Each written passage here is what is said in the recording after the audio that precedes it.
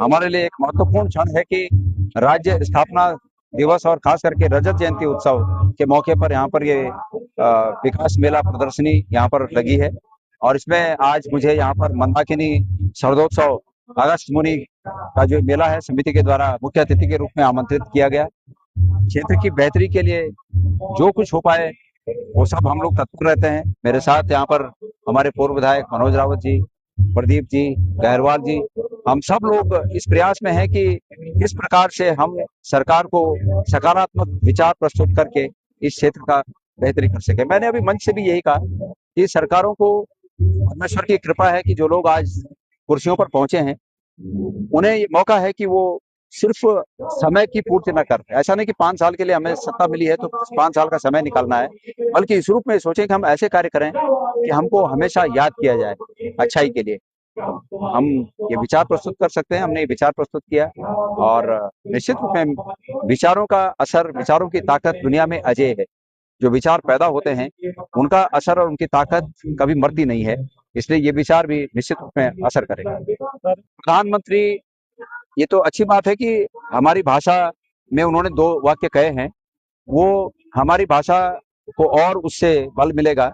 लेकिन उससे ज्यादा अधिक बात महत्वपूर्ण यह है कि वो प्रधानमंत्री इसलिए बने हैं कि वो हमारे दुखों को दूर करें, हमारे हकों को छीनकर गढ़वाली भाषा में 2 शब्द कह के हमारे जो घाव हैं वो घाव नहीं भरते।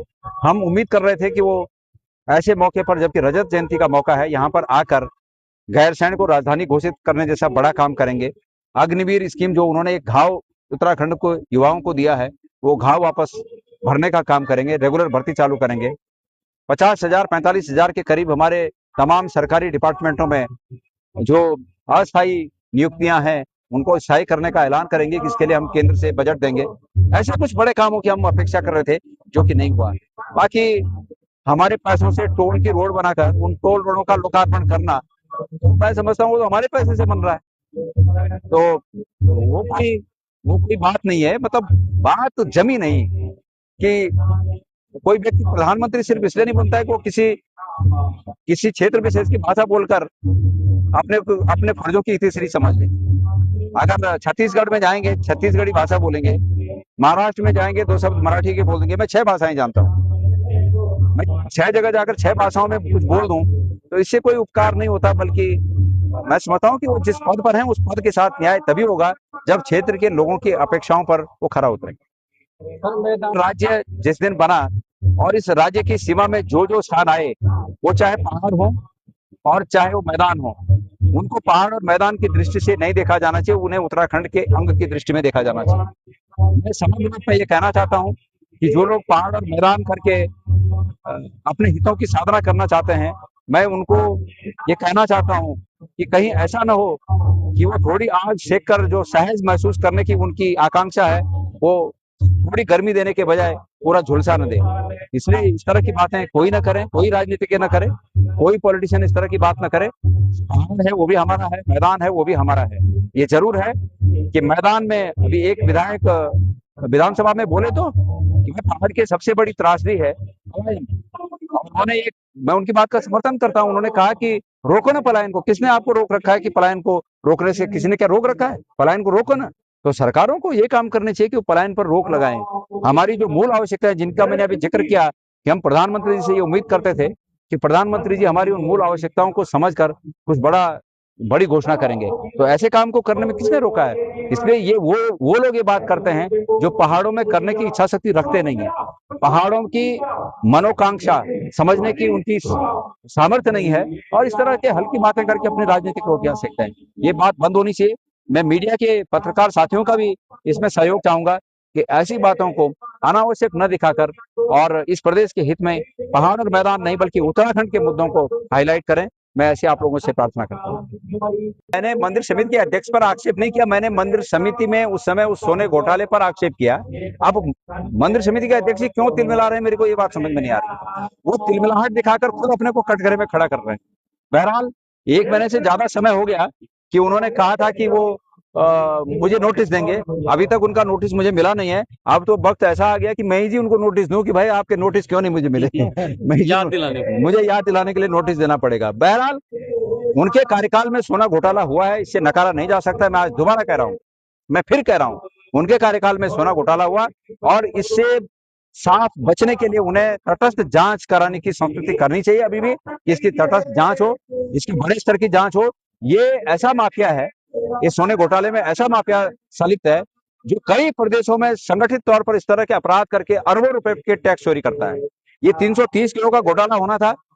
वो धन्यवाद देना चाहूंगा तीर्थ पुरोहितों को कि उन्होंने पहले ही उसको उजागर कर दिया कि भाई ये सोना पिघल गया, ये पीतल बन गया, तांबा बन गया। वो सच्चाई है। और उन्होंने जब वो वहां से दिखाया, तब ये आनंद फानन में उन्होंने 330 किलो को 23 किलो बताकर पहले गुमराह करने की कोशिश की कि 23,000 ग्राम। भाई ये बोलने की जरूरत क्या है 23,000 ग्राम? सीधा सीधा बोलते, पहले ही बोलते 23 किलो, पहले 230 किलो बोला, फिर 23,000 ग्राम बोला और अंततः 23 किलो पर आए।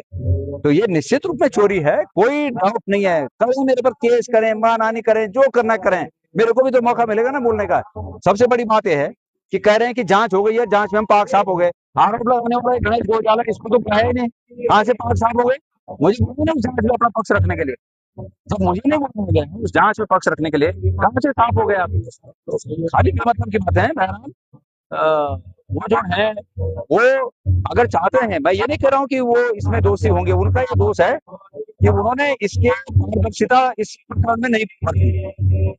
मैं भी था अध्यक्ष, क्योंकि मुझे इसमें खामी लगी, मुझे इसमें गड़बड़ जाने लगा, मैंने नहीं होने दिया। मैंने कहा नहीं, ये नहीं हो सकता ऐसा, अगर होगा तो पारदर्शी होगा।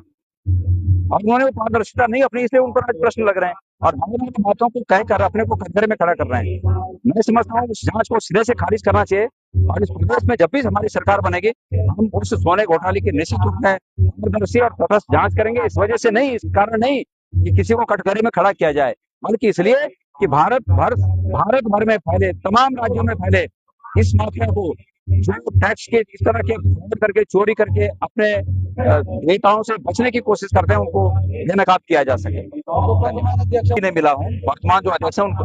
ये जो पहले के जैसे इनसे तो एक आध बार मेरी मुलाकात आमने सामने ऐसे आने जाने में हुई है, पर वर्तमान जो अध्यक्ष है मैं उन्हें कभी मिला नहीं हूँ।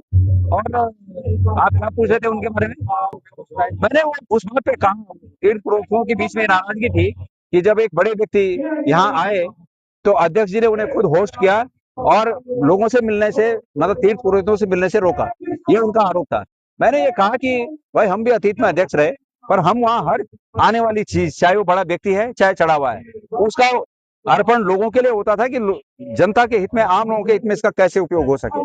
तो मैंने ये कहा कि बचना चाहिए इस तरह की बातों से। मैं भी कर सकता था कि बड़ा आदमी आ गया मैं उससे दोस्ती कर लूं, चलो साहब मैं आपको दर्शन कराता हूं, पर हमने ये सब काम नहीं किए। हमने कहा कि यहाँ सेवा करनी है तो अंबानी की, अडानी की सेवा क्या करनी है, परमेश्वर की, साक्षात परमेश्वर की सेवा करने का मुझे मौका मिला है और मैं परमेश्वर की सेवा छोड़कर अडानी अंबानी की सेवा में लग जाऊं, तो ये इस पद के साथ न्याय नहीं है। मैंने उनको अपने पद का आवाज दिलाने के लिए बात कही।